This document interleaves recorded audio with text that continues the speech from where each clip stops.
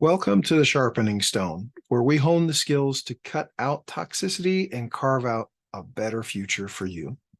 I'm David, and in this video, we're going to talk about how do narcissists use other people to regulate their own emotional states. So with that in mind, there's difference between internal and external regulation. With narcissists, when their core wounds, their internal shame, self-hatred, self-loathing, and disgust get activated, it's emotion that is so strong and powerful that they can't handle it. It becomes something that they feel an urge of life or death to get that feeling away from them, to stop feeling it. So how do they do it? Well, they haven't learned to accept themselves, the good, the bad, the ugly, the amazing, all the different aspects of themselves as they are, as good enough. In fact, that enough doesn't really even exist, that they're acceptable just as they are. Because they haven't learned how to do that, the emotion runs wild and it becomes overpowering. Very much like the urge to get a hit for a drug to get high for a chemically addicted person. So they can't get satisfied. They can't calm down. Nothing soothes their nervous system until they regulate themselves through other people. Now, how do they do that? A couple of different ways. Control, admiration, status, measured against other people, to be seen by other people in other people's eyes as better than instead of less than. Well, how do they do that? There are a number of different ways. We won't talk about all of them here, but just to give you an idea, one is by control, by raging, intimidating, withholding, threatening, sabotaging, undermining, smearing, maligning, slandering other people, to terrorize other people into doing something for the narcissist or refraining from doing something for themselves. In that way, the narcissist sees that they are in control of another person's behavior, that another person is acting against their own best interest, their own better judgment, in favor of something that harms them or denies them something they need or want for the sake of what the narcissist wants. That makes the narcissist feel in control, which helps subside the feeling of desperation, of the need to escape, the pain, that torment, that self-loathing that they feel inside. That feeling won't show up on their face. It won't come out as directed towards them. It will come out as directed towards someone else. Loathing or disgust for someone, how they talk, how they walk, how they dress, something they've done in the present or the past. It'll be this quintessential end-all be-all judgment, absolute, all or nothing, that is negative of someone else. And when they get that person to accept that belief about themselves, when they see signs that that person is doubting themselves and considering the possibility that the narcissist might be right in their negative opinion about them, the narcissist will get a dopamine release. They'll get a serotonin release because they've had success in controlling someone else.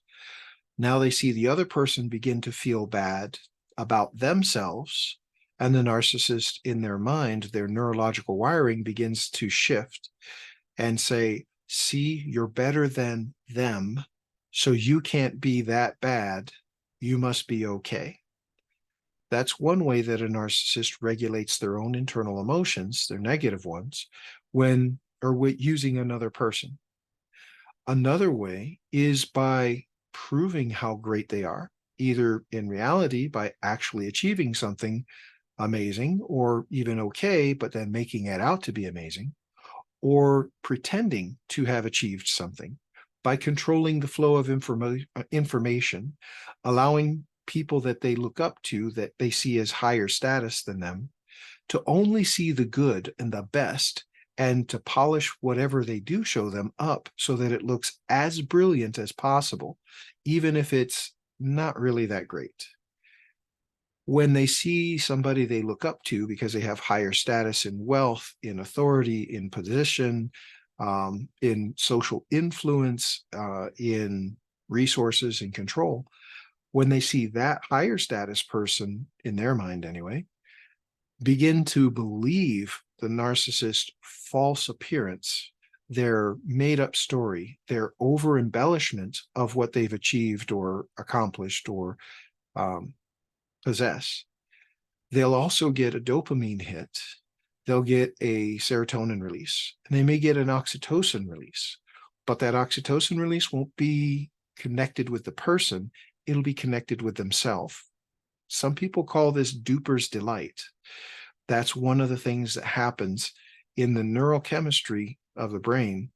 They see that they're getting away with deceiving something, either into believing something negative about themselves and taking action on that, or believing something overly good about the narcissist and taking action on that, giving them access to additional resources, other high status people, rewards, recognition, further bolstering the social proof that the narcissist is okay, and not just okay, phenomenal.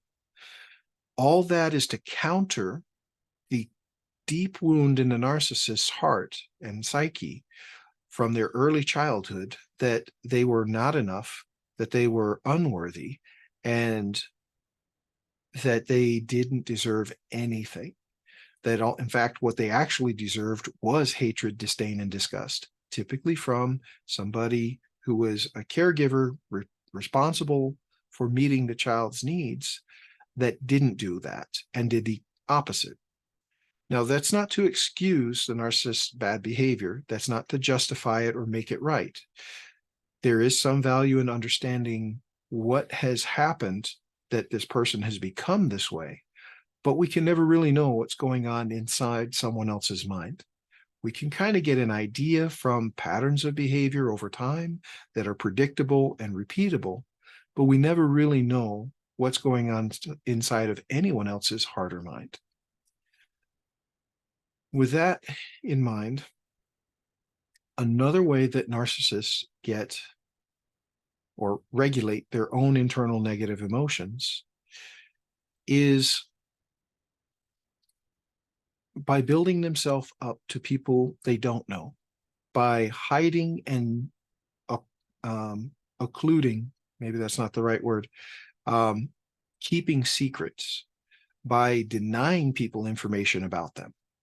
So even if they don't convince somebody to believe something derogatory about themselves, or convince somebody to believe something amazing about the narcissist, if they can hide and demonstrate that they are in control of derogatory information, or even just plain Jane, everyday, typical flaws and weaknesses that we have as human beings, if they can hide that from somebody and see that somebody doesn't recognize that the narcissist has a flaw or has a weakness or has a lack of capacity or a diminished capacity, that they can hide what's wrong with them or what's not great about them, that will give them a dopamine hit and a serotonin hit.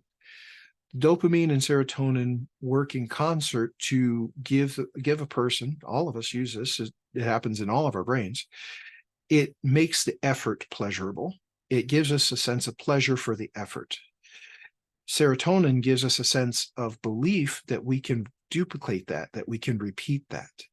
So when the narcissist is regulating their negative emotions through other people, it reinforces itself that if it worked a little bit, if it worked a few times, if it worked once, it'll work again.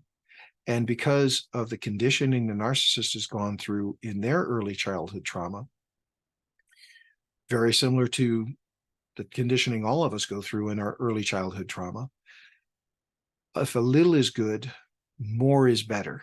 That's what their nervous system sees. I found a solution to free me from the pain and the suffering of feeling so bad about myself. So if I get a little bit of that, then more is better. Let me get as much as I possibly can, and maybe it'll go away.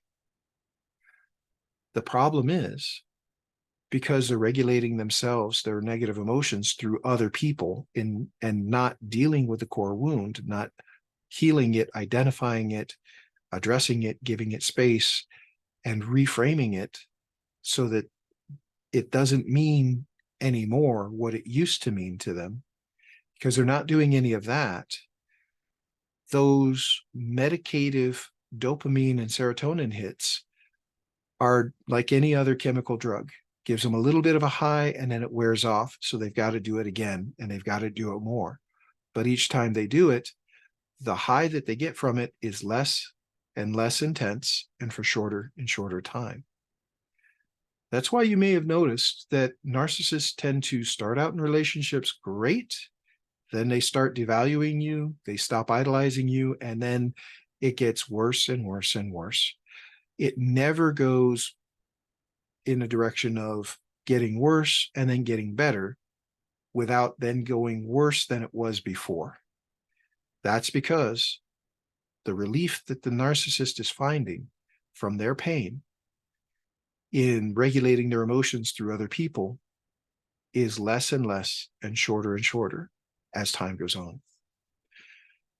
Now, in the next video, I hope to talk with you about how internal regulation works and how we can learn to to break free of conditioning from the narcissist to regulate ourselves by pleasing them, because that's part of the process. If we please the narcissist, they give us a little reprieve of the torment they put us through. So we learn, our nervous system learns, please the narcissist. If the narcissist is happy, I can get a relief and soothe my nervous system. That again doesn't work very well for very long. It's medicative and not healing in nature. So in the next video, I hope to talk with you about internal regulation, how we can face our own wounds, our own traumas, what they mean to us, reprocess them, reframe them, so that they no longer mean the same thing to us, and we can step back from the reactions to those wounds and slow down and take time to reground ourselves, put ourselves back in a safe mindset, a safe headspace, and then deal with the present as it is instead of reacting to the past by taking it out on the present. My name's David, Sharpening Stone Coaching, sharpeningstone.net. If you'd like to know more about how you can heal from narcissistic abuse and complex trauma and other forms of toxic relationships to become your whole and authentic self, please join us. Check us out at meetup.com, at Sharpening Stone Coaching, Sharpening Stone Narcissistic Abuse Recovery Support Group, or at sharpeningstone.net, where you can find more information and coaching, one-on-one personal coaching with me to help walk you through your recovery process from broken to authentically whole. Thank you for sharing this time with me. I look forward to seeing you next time. Until then, I wish you all the best success and wholeness.